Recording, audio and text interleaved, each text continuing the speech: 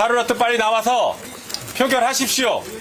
그게 그나마 국민의힘이 내란죄의 수괴인 윤석열과 단절하는 유일한 길입니다. 어설프게 흉내내지 마십시오. 윤석열 대통령은 오늘 이후에 제일 먼저 한동훈과 그 측근을 칠 것입니다. 착각하지 마십시오. 기어이 한동훈과 친한계가 어제 역사에 큰 죄를 지은 데 이어 파렴치하게도 한동훈발 권력분점을 기획하고 있는 것 같습니다. 한동훈 딴에는 이 기회에 책임 총리니 뭐니 하며 어떻게든 시간을 끌고 최대한 빠른 시간 내에 이재명 대표의 유죄 선고만 나온다면 내란 속의 윤석열과 당내 주류인 친윤들을 전부 엎어버릴 수 있다는 망상을 하는 것으로 보이는데 역시나 이런 망상은 현실이 되기 어려울 것 같습니다. 이에 민주당 노종면 의원도 의미심장한 경고를 하며 이를 지적했는데 미리 말씀드리지만 앞으로 범죄 집단 국민의힘과의 탄핵 전쟁은 질 수 없는 싸움이다라고까지 표현했습니다. 노종면 의원은 자신의 페이스북에 한동훈이 말하는 질서 있는 퇴진은 질서 있는 권력 이양이다. 불가능하다. 친윤 동의, 야당 협조라는 두 가지 조건이 반드시 필요한데 둘 중 하나도 어렵다. 국힘 내 압도적 힘의 우위에 있는 친윤이 한동훈에게 힘을 실어준다?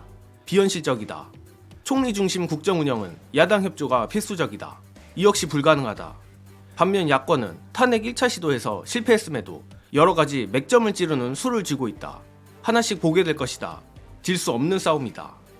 이는 제가 어제 말한 부분과도 어느 정도 비슷한 맥락인데 안 그래도 최소 50여 명의 국민의힘 의원들이 윤두광이의 내란 범죄에 가담한 정황이 짙은 마당이라 이들은 내란 속의 윤석열과 운명 공동체나 다름없습니다. 바로 그 이유 때문에 저들 입장에선 어떻게든 윤석열의 내란 범죄를 뭉개고 넘어가려 들 텐데 어찌됐든 윤석열의 조기 퇴진을 주장하는 한동훈이 껄끄러운 존재일 수밖에 없습니다. 그리고 제가 상당히 의미 있게 봤던 부분은 역시 노종면 의원이 여러 가지 맥점을 찌를 수를 쥐고 있다라 말한 마지막 대목입니다. 저는 이 대목을 보며 일전 이재명 대표가 한동훈의 말바꾸기 사례를 찾으라 지시했다는 보도가 생각났는데 이미 11월 말부터도 민주당은 당시 김건희 특검법 압박 공세를 펴며 더 이상 한동훈을 회유하는 것이 아니라 한동훈을 궁지에 밀어넣는 전략을 짜고 있었다는 겁니다. 특히 그날엔 민주당마저 한동훈 특검법까지 추진한다는 보도도 나왔었습니다. 고로 제 추측이 맞다면 노종면 의원의 경고는 친한계 내지 한동훈 관련한 민주당 캐비넷을 풀겠다는 뜻으로 보이는데 과연 어떤 폭탄들이 나올지 상당히 기대가 됩니다. 또한 민주당이 캐비넷을 풀지 않아도 일단 한동훈식 권력 분점은 애초에 성공할 수가 없습니다.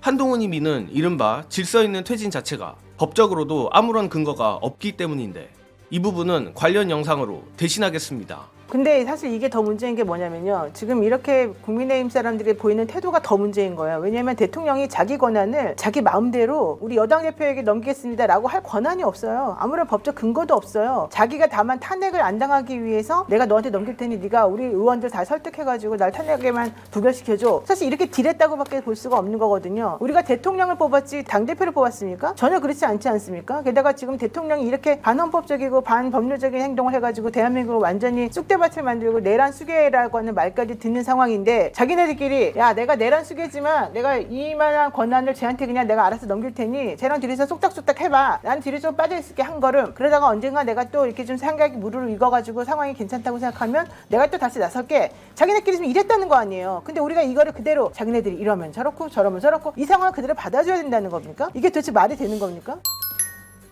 제가 다는컨대 한동훈과 친한계는 어제 최악의 선택을 한 것이라 생각합니다.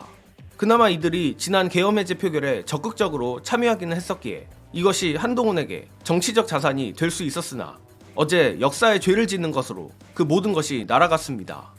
이로써 한동훈은 전 국민에게 내란 속의 윤석열 보호에 앞장서는 공범이라는 낙인이 찍혀버렸고 나름대로 뚜껑을 짜낸 권력 분점 아이디어마저도 아무런 법적 근거 없는 본인의 망상일 뿐입니다. 그리고 지금까지 보여준 경악스러울 정도의 정치력을 보건대 한동훈이 이 상황을 헤쳐나갈 수 있을지 매우 회의적인데 그럼에도 불구하고 이 모든 사태의 원인은 범죄 집단 국민의힘입니다. 결국 한동훈이나 친한계도 국민의힘이고 내란 수괴와 내란 범죄를 같이 행한 이들도 국민의힘입니다. 고로 반드시 이번 12.3 내란을 윤석열 선에서 끝내는 것이 아닌 국민의힘이라는 범죄 집단도 같이 단죄해야 함을 강하게 말씀드리며 국민의힘이 어제 어떠한 역사의 대죄를 저질렀는지에 대한 해설로 영상 마무리하겠습니다. 시청해주신 여러분 감사합니다. 지난번 2016년, 2017년 박근혜 정부가 탄핵되고 난 다음에 저 2016년 탄핵되기 전입니다만 총선을 포함해서 전국 선거 4번을 갖다가 다 패배를 했습니다. 저희 이 보수 국민의힘 입장에서는 진짜 그야말로 아주 매우 추운 광야에 들어서서 미래가 보이지 않는 상황들을 겪었던 측면이 있기 때문에 이것만은 무조건 막으려고 하는 거죠. 그렇다면 이 얘기는 뭐냐? 소위 대통령이 위헌적이고 위법적인 친위 구테타를 통해서 내란죄에 해당하는 행위를 했음에도 불구하고 내용에 대해서는 전혀 상관하지 않는 거죠. 그러니까 내란죄 사건 뭘 했건 상관없이 자기들의 보수적인 집단과 소위 대통령을 위시한 집권 여당의 권력을 잃을 것에 대한 공포감, 이 공포감을 막는 것만이 이 사람들한테 유일한 지금 관심사라고 볼 수밖에 없는 거죠. 제가 볼 때 이 사람들은요 공화정에 살면 안 돼요. 그리고 민주주의 체제 안에 살면 안 되는 사람들이에요. 기본적으로 적어도 나경원 의원 같은 경우는 본인이 서울대 나와서 사시 패스해서 판사까지 한 사람 아니에요? 민주주의를 아무것도 모르나요? 존중하고 싶은 생각도 안 드는데 대통령이 내란죄에 해당되는 범죄를 저질렀다는 의혹이 있습니다. 위헌 위법은 자당에 있는 한동훈 당대표가 자기 입으로 얘기한 거예요. 근데 그런 권력을 지켜야 된다? 지켜야 될 이유가 윤상현이란 인간이 하는 얘기는 야당한테 권력을 넘겨주니까? 아니 어떻게 이런 얘기를 합니까? 그러니까 반민주적 폭거를 하더라도 야당한테 권력만 넘기지 않으면 된다라고 하는 이런 말도 안 되는 후한무치한 얘기들을 하는 인간들이 저기에 존재하고 있기 때문에 계속 그 인간들 위해서 윤석열이라는 사람이 저런 행위들을 갖다 마음 놓고 하는 거예요.